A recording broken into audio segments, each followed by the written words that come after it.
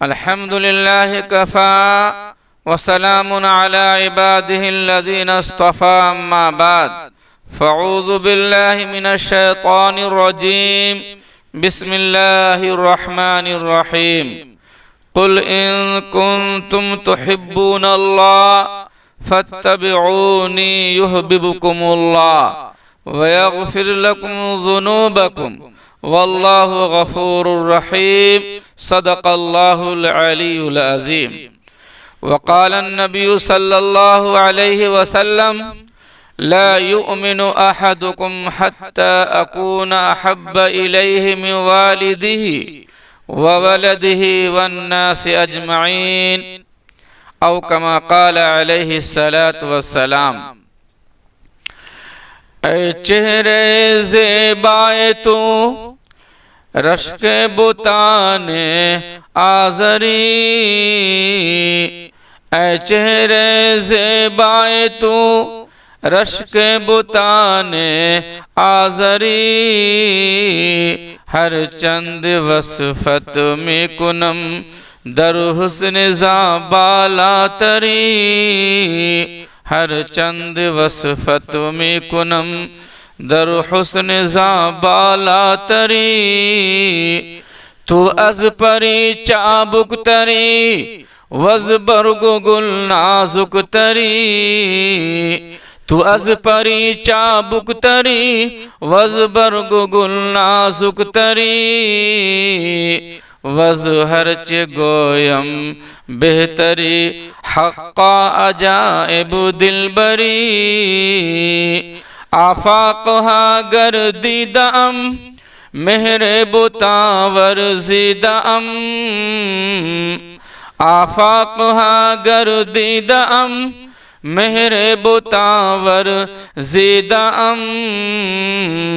بسیار خوباں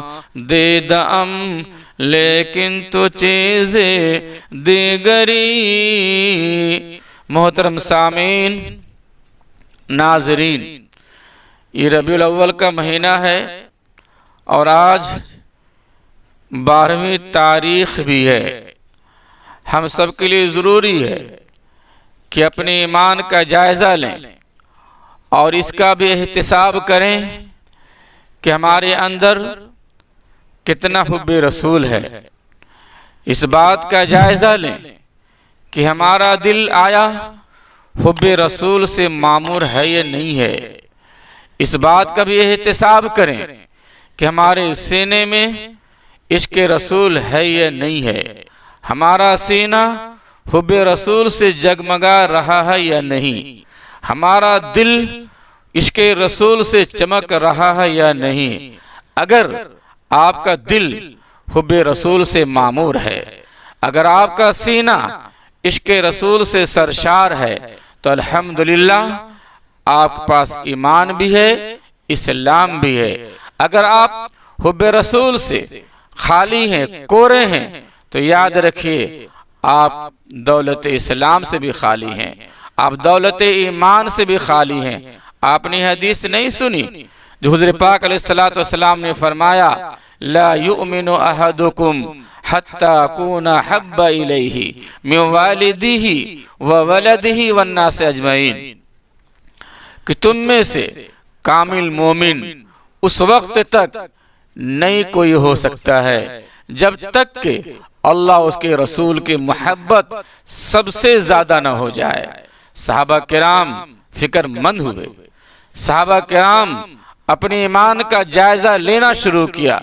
عمر فاروق رضی اللہ تعالیٰ عنہ فرماتے ہیں یا رسول اللہ سب سے زیادہ محبت اس کائنات میں جتنی چیزیں ہیں چاہے کوئی بھی ہو یا کوئی شے ہو کوئی چیز ہو سب سے زیادہ محبت یا رسول اللہ مجھے آپ سے ہے اللہ اس کے رسول سے ہے حضور پاک علیہ السلام نے فرمایا اور اپنے ایمان کا جائزہ لو اور بتاؤ عمر فاروق رضی اللہ عنہ فرماتے ہیں کہ یا رسول اللہ صرف اپنی جان سے محبت ہے، اپنی جان زیادہ ہے، اور اپنی جان کے علاوہ جتنی چیزیں ہیں سب سے زیادہ محبت اللہ اس کے رسول سے ہے۔ حضور پاک علیہ السلام فرماتے ہیں اے عمر ابھی بھی تمہارا ایمان مکمل نہیں ہے، ابھی بھی تمہارا ایمان کامل نہیں ہے، اب غور کرو پھر دوبارہ جائزہ لو۔ عمر فاروق رضی اللہ تعالیٰ عنہ مراقب ہوتے ہیں، عمر فاروق رضی اللہ تعالیٰ عنہ پھر دل و دماغ کو ٹٹولتے ہیں، پھر اپنے حب رسول کے خاطر اپنی جان کو نچھاور کرنے کا حوصلہ بلند کرتے ہیں اور آگے بڑھ کے فرماتے ہیں یا رسول اللہ اپنی جان سے بھی زیادہ آپ سے محبت ہے، اپنی جان سے بھی زیادہ اللہ اس کے رسول سے محبت ہے۔ حضور پاک علیہ السلام فرماتے ہیں اے عمر اب تمہارا ایمان مکمل ہو گیا، آج تمہارا ایمان اب کامل ہوا۔ اسے اندازہ ہوتا ہے کہ جب ہمارے دلوں میں حب رسول نہیں ہوگا، ہمارے سینے میں عشق رسول نہیں ہوگا، اگر ہم حب نبوی سے اور حب رسول کی دولت سے مالا مال نہیں ہوں گے، ہم ایمان میں بھی مکمل نہیں ہوں گے، ہمارا ایمان بھی کامل نہیں ہوگا، ہم اسلام بھی پورے طور پہ حاصل نہیں کر پائیں گے۔ اس لیے میرے محترم بزرگ دوستو حب رسول اپنے دل میں پیدا کیا جائے، عشق رسول سے اپنے سینوں کو سرشار کیا جائے، معمور کیا جائے، مخمور کیا جائے اور اس کا مظاہرہ کیا جائے۔ کیسے پتہ چلے گا؟ پتہ چلے گا جب آپ کو سنت سے محبت ہوگی، پتہ چلے گا جب آپ کو فرمان نبوت سے محبت ہوگی، پتہ چلے گا جب آپ کو احکامات رسالت پہ عمل کرنا آسان ہو جائے گا، پتہ چلے گا کہ آپ کے سینے میں، آپ کے دل میں جو محبت ہے اس کا اثر ظاہری طور پہ جسم پہ ظاہر ہے کہ نہیں ہے، آپ کی زندگی میں وہ ظاہر ہے کہ نہیں ہے، آپ کی معاشرتی معاملے میں وہ سنت کا مظاہرہ ہے کہ نہیں ہے۔ ایک عاشق رسول کی چال بتا دیتی ہے، ایک محب رسول کا انداز بتا دیتا ہے، پتہ چل جاتا ہے کہ غلام رسول جا رہا ہے، پتہ چل جاتا ہے کہ کوئی عاشق رسول جا رہا ہے۔ میرے محترم بزرگ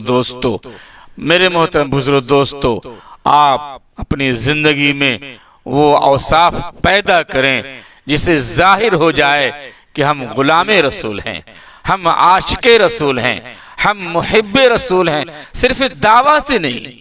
عمل سے،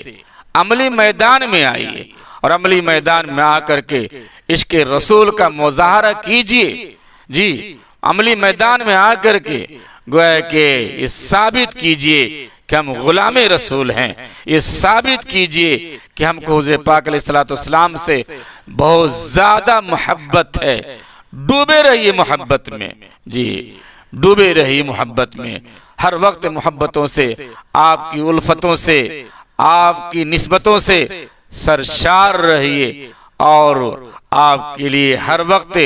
تیار رہیے کہ جو بھی ہمارے آقا کا حکم آ جائے، جس وقت آقا کا حکم آ جائے، جیسا بھی حکم آ جائے، غلام تابعداری کے لیے اور غلام جو ہے حکموں کے اشارے پہ مر مٹنے کے لیے تیار ہے۔ تب تو سمجھا جائے گا کہ واقعی آپ غلام رسول ہیں، واقعی آپ عاشق رسول ہیں۔ کسی نے کہا نا جدا دیوانہ پن اب ایسے دیوانے سے کیا ہوگا، جدا دیوانہ پن اب ایسے دیوانے سے کیا ہوگا، مجھے کیوں لوگ سمجھاتے ہیں، سمجھانے سے کیا ہوگا۔ سلگنا اور شے ہے جل کے مر جانے سے کیا ہوگا، سلگنا اور شے ہے جل کے مر جانے سے کیا ہوگا، جو ہم سے ہو رہا ہے کام پروانے سے کیا ہوگا، جو ہم سے ہو رہا ہے کام پروانے سے کیا ہوگا۔ صحابہ کرام نے محبت کی وہ نظیر پیش کی ہے، صحابہ کرام نے حب رسول کی وہ مثال قائم کی ہے جو آج تک اس کی کوئی نظیر نہیں ہے۔ آپ کو ہی محبت دہرانی پڑے گی، آپ کو اسی طرح محبت پیدا کرنی ہوگی، تب آپ کے اندر گویا کہ ایمان کا اثر دکھائی دے گا، تب پتہ چلے گا کہ آپ کامل مومن ہے۔ ابو بکر صدیق رضی اللہ تعالی عنہ جیسا محبت لائیے، عمر فاروق جیسا عشق لائیے، عثمان غنی جیسا تعلق لائیے، علی جیسا رضی اللہ تعالیٰ عنہ جیسا جذبہ لائیے، اور 1,24,000 جو صحابہ کرام ہیں اور جو انہوں نے محبت پیش کی ہیں، چاہے وہ خالد بن ولید ہوں، چاہے عبیدہ بن جراح ہوں، چاہے وہ سعد بن وقاص ہوں، چاہے طلحہ انصاری رضی اللہ تعالی عنہ ہوں، اور کوئی بھی اس میدان میں ہو، وہ جو انہوں نے عشق پیش کیا ہے، جب تک کہ ہم ان راہوں پہ چل کر اور اس راستے پہ گامزن ہو کر عشق رسول کے میدان میں